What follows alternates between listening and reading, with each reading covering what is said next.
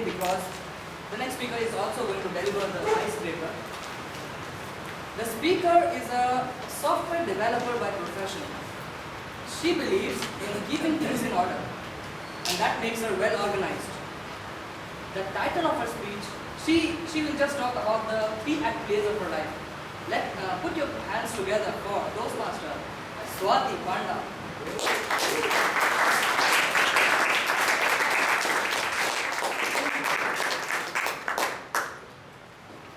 Thank you so much for the lovely introduction.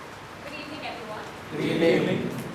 A great Greek philosopher had once said, life must be lived as a play.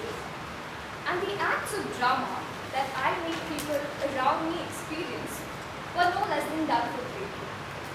But what if Shakespeare's three-act plays? And if I were to direct my life story as a three-act play from my childhood up till now, I would like to call the first act as Swati Goes Missing Again. As a child, I was not very active. I would prefer to stay at home, pretending to cook with a little kitchen set that my grandparents had given me. You know, the ones with the ceramic saucer and the teacups. While kids my age always found a reason to be out of their house, I would somehow find my way back to home. When I was 4 years old, my mother and I were once off to meet my mamaji, my uncle. He lived in the same colony as us. We were just a few meters away from his house. And as a child, I would walk as if my feet had springs, you know. So I would walk like this. So naturally, my mother got left a little behind. Just outside the gate of my mamaji's house, the power supply went off. It was entirely dark. I turned behind to see that my mother was nowhere around. A little shy to go to my uncle's house all by myself, I thought that it was wise perhaps for me to return back to our own house. And so I did, with springs on my feet again. Now back there, my mother, who had just entered my uncle's house, was scared beyond measure to find out that I hadn't reached there. And that was how the search for little Swati began. My neighbors had a big laugh when they found out that I was at home the whole time with my grandmother safe and sound. I'd done this a couple of times even before.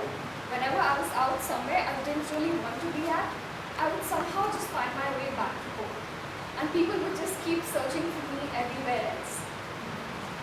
From the quiet child that I was, I'd soon begun to complain about trivial things as I grew a little older. And that is why I would like to call the second act of my life as the era of tantrums. There was one person in the house whom I absolutely hated. I hated the way she walked, the way she talked. She was 5 years older than me, my sister of course. The era of tantrums is finally over now. She lives far, far away in London, and now she's more like a second mother to me. That's the advantage of having an older sister. And now I tell her how much I love her every time she's back at home with my annual supply of mint chocolates. Now I wasn't born with many great names, with many great talents, but I was born with a great name, Swati Panda, a last name that makes for the perfect icebreaker. When I introduce myself to people, hello, I'm Swati Panda, they say, okay, Panda or Panda, you know, like the bear from China. And this happened quite often when I went to college. Once I was with a bunch of seniors and one of them asked this question. Swati walks into a restaurant, eats the food there, and before she leaves, she shoots everyone in the restaurant and leaves. Why? Because a panda eats shoots and leaves. Panda eats shoots and leaves. So that is how my surname have become the source of all jokes in Manipal, where I went for my engineering, and where I also met some of the smartest people and the handsome boys. So that was the act 3 of my life, the 50 Shades of Manipal. College was where I discovered myself and I rediscovered myself. remember the first speech that I'd ever given. It was a part of my English assignment. I'd given it to my classmates. Before the speech, I was trembling with fear. My knees were shaking. But when the speech got over, I felt so good about myself. I felt so happy, as if I could achieve anything in the world.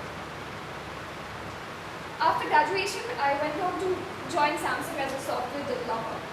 My parents moved into Bangalore, now we all live together. So I could not have asked for anything better in life. I felt I had the best of everything. But somehow, I felt that something was missing. This stage felt missing. An audience was missing. I really needed to find a place where I could stand and talk to people about my life story, about the things that I'm passionate about. Life must be lived